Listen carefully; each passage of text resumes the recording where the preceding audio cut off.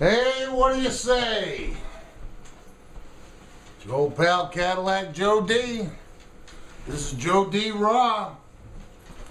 Little late getting to you. Been busy as a one-on paper hanger.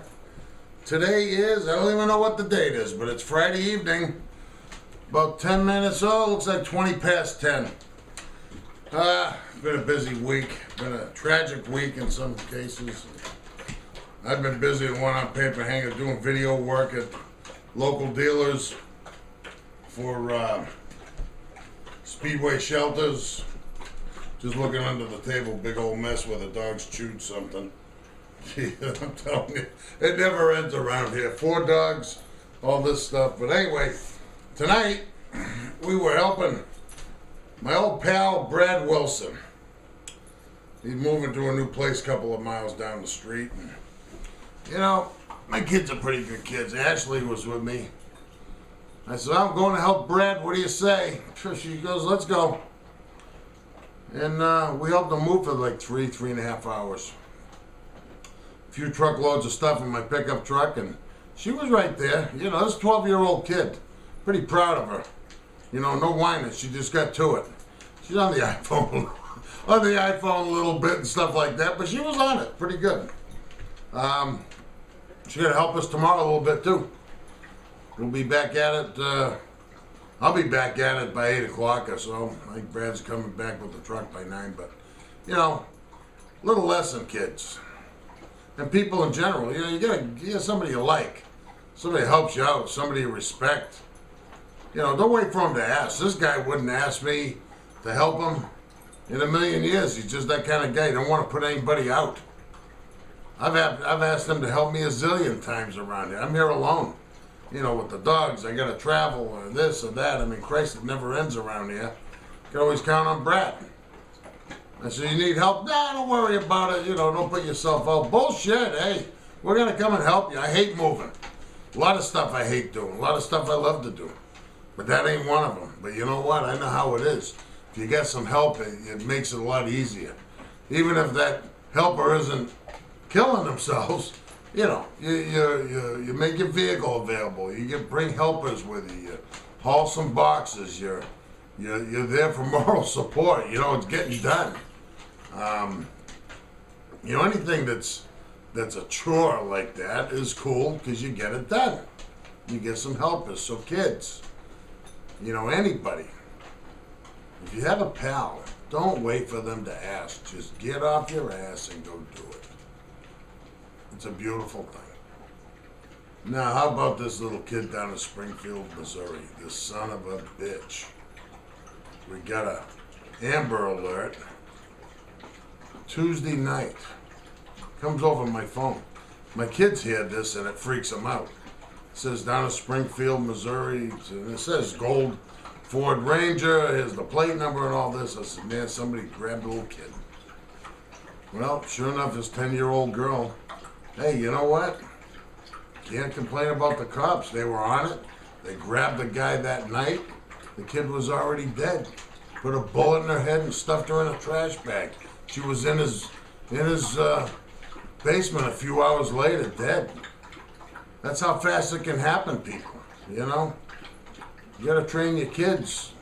They gotta travel together. They can't be traveling alone on the streets anymore. Not like it was when I was a kid. You know, and until they're teenagers. And even at that, believe me, teenagers get grabbed, but they need self-defense classes. They need Kempo. They need to know how to defend themselves. But how do you defend yourself when you're a 10-year-old kid? Anybody gets close to you, starts approaching you, run the other way and you start screaming. I don't care, you know, green belt in karate or whatever. Hey, you know what? Somebody, full-grown adult man, I don't care. Kick him in the groin. Do whatever you want. 10-year-old kid ain't getting away. That kid's good. Because, you know, hey, think about it. Full-grown men, they really want the kid. Bam, one shot in the face, the kid's knocked out and in the car. Gone. And mind you, witnesses seen this guy grab this little girl. And still, you know, so they need to be trained. Keep your distance from people if you don't know them. And even if you do, be cautious. You know, I tell my kids when if they get off the bus and they come here and I'm not gonna be right here, and that's very rare. But if I have to go down the street or something, or I go across the street, or I'm in the backyard mowing the lawn, whatever, I tell them, hey, you know what? If you go to the door, even if I'm in the house, you go to the door. I don't care who it is. You don't answer it. You can tell them, hey, I can't unlock the door. Come back when my father's available. I might be in the backyard. I might be on the phone. I don't want anybody in here, period. I don't give a shit who it is. Excuse my language. I don't care. You know, I don't want anybody near my family for any reason. Okay? If I approve it, it's all good. They know that. They travel together. Hey, if they go walk across the street, I'm out there watching. I don't let them play out front, very rare. When I do, I'm sitting in my front room there. They don't even know it. I got a chair right there. I pull the shade. I sit there. Hey, I'll work on my computer, put the laptop on my lap, the smartphone, whatever. You can do a lot right on them. And I sit there like an old lady, crocheting, sitting next to the window. You know, they can't see me. I can see them. As everything's going on. I mean, I got kids, and how somebody hasn't even gotten grabbed out of this neighborhood is beyond me. I got little kids, first graders, second graders come to my door, 9 o'clock at night. It's dark out. Gracie, you home? Does your mother even know you're out of the house? Give me a break, Jesus. And it's more than one, believe me. I see them running all over the place. One day I'm driving down the street, the kid's out in the middle of the road over here. Unreal. I don't even want to talk about it anymore. It just cracks me up. And then people wonder why kids get grabbed. You know, they got to be in a group.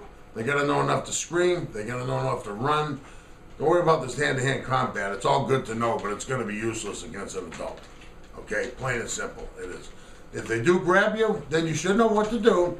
And the unfortunate event they grab you, but the proper training is don't let them get anywhere near you.